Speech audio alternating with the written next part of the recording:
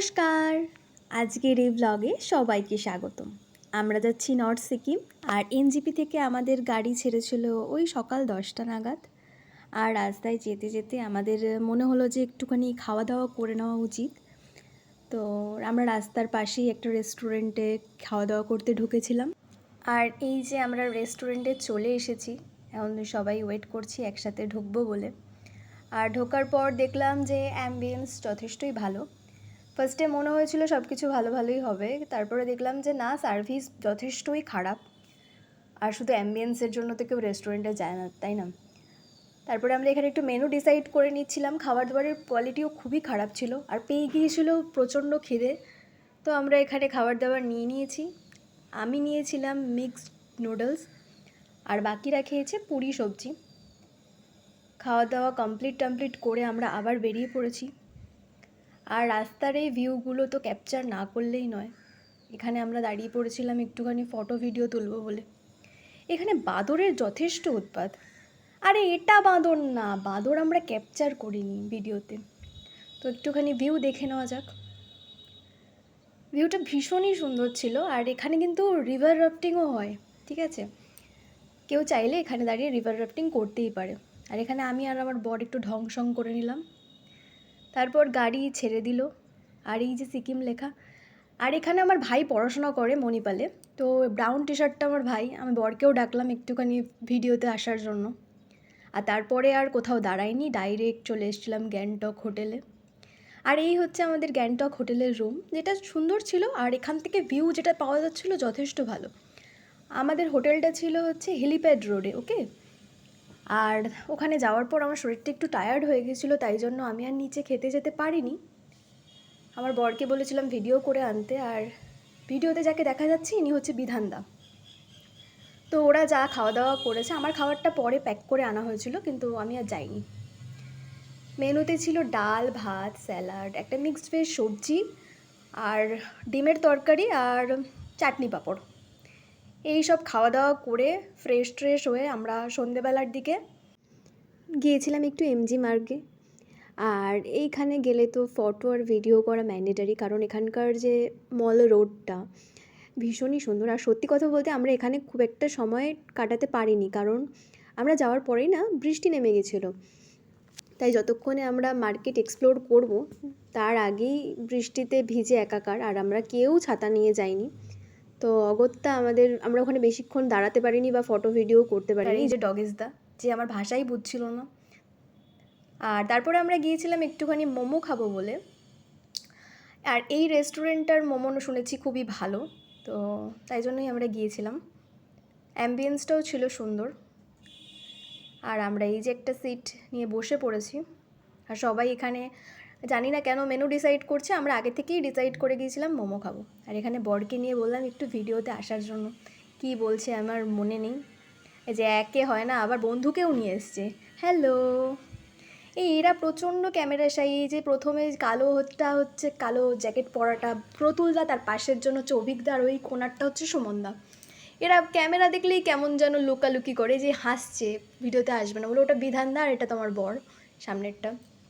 আবার টানাটানি করে বরকে নিয়ে এসেছি যে আবার ভিডিও করো। আর এখানে মনে হয় আমি বলছিলাম যে আমি মোটা হয়ে গেছি। আর তারপরে কোনো ভিডিও করা হয়নি। এটা হচ্ছে পরের দিন সকালের ভিউ। এই যে আমাদের হোটেলের আর কি জানলা থেকে যেটা দেখা যাচ্ছিল। আর তারপরে আমাদের নিয়ে গিয়েছিল এই জায়গাটাতে, আমার নাম মনে নেই। ভিডিও করেছি ওখানে কয়েকটা, ওই ঝর্নার পাশে দাঁড়িয়ে কয়েকটা ফটো তোলার খুবই ইচ্ছা ছিল, কিন্তু আমি আর তুলতে পারিনি, কারণ ওখানে প্রচণ্ড জলের ছিটা লাগছিল। আর আমি বাদ দিলে বাকি গ্রুপে যারা ছিল প্রত্যেকে ফটো তোলার জন্য ভীষণ এক্সাইটেড হয়ে গিয়েছিলো। আর এই যে আমি ক্যামেরা অন করে চলে এসেছি, আমার বরকে কিছু একটা বলতে এসেছি, আমার রাগিয়ে দিয়েছে। Hello, hi, hello, hello. এদের সবার হয়ে আমিই বলে দিলাম হ্যালো। আর তোমাকে হ্যালো বলার দরকার নেই, তুমি চুল ঠিক করো। এই সিনটা ক্যাপচার করা উচিত হয়নি, কিন্তু আমি ক্যাপচার করে ফেলেছি। এবার ঝাড় খেয়ে আমার হাসি থামছে না, মানে কি অবস্থা, হেসেই চলেছি। যাকগে, এই হচ্ছে ভিউ। পাহাড়টা এত সুন্দর লাগছিল, আর নীল আকাশটাও। আর দূরে এরা এই যে 2 আঙুল, আর এরা কিনতে এসেছিলো শশা, আর অভিজ্ঞতা মুখ খুললেই যা বলছে তাতে কিনা আমাদের বিপ বিপ ছাড়া কিছু দেওয়ার নেই, তো আমি ওই জন্য ভয়েস ওভার দিচ্ছি। আর এখানে না এত হাওয়া দিচ্ছিল যে হাওয়াতে সবারই মাথা খারাপ হয়ে গেছে, আর এক্ষুনি মাথা খারাপের নমুনা দেখতেই পেলে। আর এখানে সবাই ভিউ এনজয় করতে ব্যস্ত, আমি বরকে বললাম একটুখানি ভিডিও করে দিতে। এবার ভিডিও ক্যামেরাটাকে নিয়ে এগোতে এগোতে ঠিক কোথায় যাবে দেখো, মানে দোকানটাকে দেখালো এতটা অবধি ঠিক ছিল, এবার ডাবের মধ্যে ঢুকে যাবে, তারপরে ক্যামেরা মুভ করবে। আর ওই যে লাল ফুলের স্টোরিটা দেখতে পাবে একটু পরেই। আর তারপরেই এখানে প্রতুলদার হাতে ক্যামেরা ছিল, প্রতুলদা মনে হয় আমার হয়ে ব্লগ করবে ভাবছিল। আর এই চুল ঠিক করতে করতে টিটু দেখিয়ে দিয়েছে হাত, আর ফটো উঠে গেছে বলে প্রতুলদা গেছে খেপে। প্রতুলদাকে এখানে টানতে টানতে নিয়ে এসেছি, এই ফুলটা আমার লাগবে তাই ছিঁড়ে দাও। বর আসতে চাইছিল না, তাই প্রতুলদাই শেষ ভরসা। প্রতুলদা এখানে ফুলটা ছিঁড়বেও, কিন্তু আমার হাতে না দিয়ে সোজা কেন বেরিয়ে গেল আমি জানি না। আবার কেড়ে কুড়ে নিয়ে এসেছি, এবার ফুলটা আমি গুজে দিলাম আমার কানে।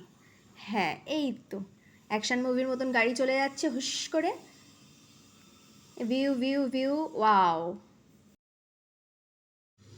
আর এই যে আমি আর আমার বর অভিজ্ঞতার টাকায় কেনা ললিপপ নিয়ে আমরা দুজন এখানে মস্তি করছি। এই যে এই অভিজ্ঞতাকে ধরতে পেরেছি কার সাথে যেন একটা ফোনে গল্প করছিল, তাই কোনা থেকে টেনে বার করলাম, এরও মুখে ললিপপ, মানে সবাই ললিপপ পাগলু হয়ে গেছে ওখানে গিয়ে।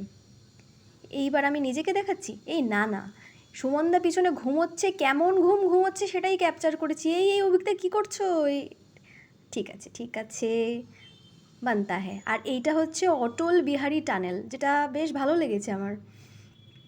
আর এই টানেলটার ওই জন্য একটা ভিডিও করে রেখেছি, আর তারপরে আর কোনো ভিডিও করা হয়নি। এটা সোজা লাচুংয়ের আমাদের রুমের ভিডিও। আর এই ছিল আমাদের রুম, আর এটা তো ওয়াশরুম। ওখানে -ডিগ্রি টেম্পারেচার ছিল, তাই ওয়াশরুম নিয়ে আমার কোনো ইন্টারেস্টই ছিল না। আর একটা ভালো ঘুম দিয়ে রাত্রিবেলা এরা বসেছে তাস খেলতে, আমার সহ্য হলো না, তাই আমি নিচে বনফায়ারে এসেছিলাম। আর তারপরে কোনো ভিডিও করা হয়নি। এটা পরের দিন সকালে লাচুংয়ের আমাদের হোটেল রুম থেকে ভিউ। আর তারপরেই চলে গিয়েছিলাম আমি মরতে, মানে 0 পয়েন্টের উদ্দেশ্যে। আর এখানে এরা বরফ দেখে আলাদাই পাগল হয়ে গিয়েছিল, মানে চারপাশে বরফ, যতই ক্যাপচার করতে বারণ করছি এরা শুধুই বরফ ক্যাপচার করে গেছে। আর এখানের ওয়েদার শুধুমাত্র ঠান্ডা না, তার সাথে মেঘলাও ছিল যেদিন আমরা গিয়েছিলাম। আর এই হচ্ছে চারপাশের ভিউ, শুধুই বরফ আর ড্রাইনেস।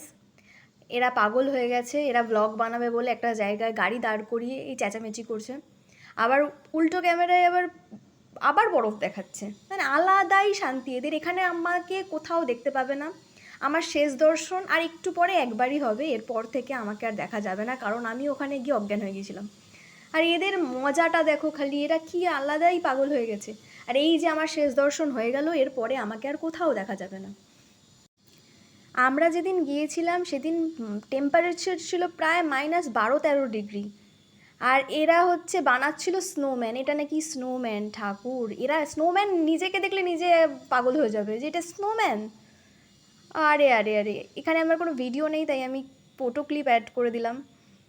আর এটা পরের দিন সকালের ভিউ, তারপরে আর কোনো ভিডিও করা হয়নি। এটা সোজা হচ্ছে মাউন্ট কাটাউতে, আর মাউন্ট কাটাউতেও ঠান্ডা ছিল, তবে 0 পয়েন্টের থেকে কম। আর এটা একটা ঝর্ণার ছবি, ওই মাউন্ট কাটাউ।